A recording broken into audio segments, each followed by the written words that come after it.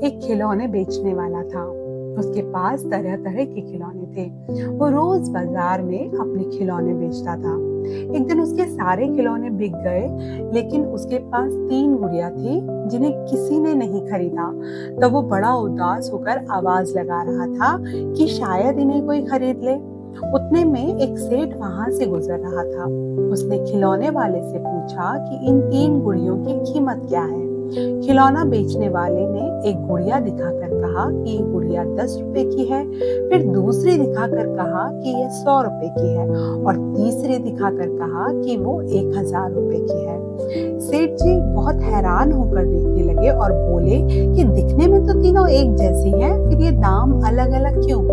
खिलौने वाले ने एक तार लिया और पहले वाली गुड़िया के एक कान में तार डाला तो वो मुख से बाहर निकला। फिर दूसरी गुड़िया उठाई और उसके एक कान से तार डाला तो वो दूसरे कान से निकल गया।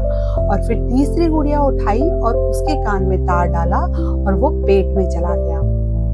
खिलौने वाले ने उस सेठ को बताया कि जो पहली गुड़िया है, जिसके कान से तार डाला और मुख से निकल गया, वे उस व्यक्ति का प्रतीक है जो सुनी सुनाई बातों को सुनकर उसमें नमक मिर्च मसाला डालकर चटपटी बनाकर दूसरों को सुनाते हैं, इसलिए उसका मूल्य बहुत कम है, सिर्फ 10 रुपए।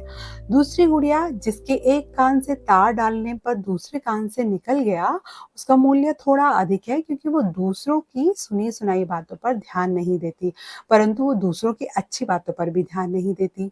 लेकिन तीसरी गुड़िया जिसके कान से तार पेट में समा जाता है, उसका दाम सबसे अधिक है क्योंकि वो हर किसी की बात को सुनते हुए अपने में समा लेती है, कभी किसी की निंदा नहीं करती और ग्रहण करने वाली बातों को अपने में धारण कर लेती है। ये सुनकर सेठ बहुत खुश हुआ और वो तीनों गुड़ियाओं को लेकर चला गया। कहने का भाव ये है कि अगर कोई किसी की भी बातों को सुनकर उसे फैलाने के बजाय अपने में समा ले तो वो व्यक्ति सबसे अमूल्य होता है। ये समाने की शक्ति बहुत आवश्यक है।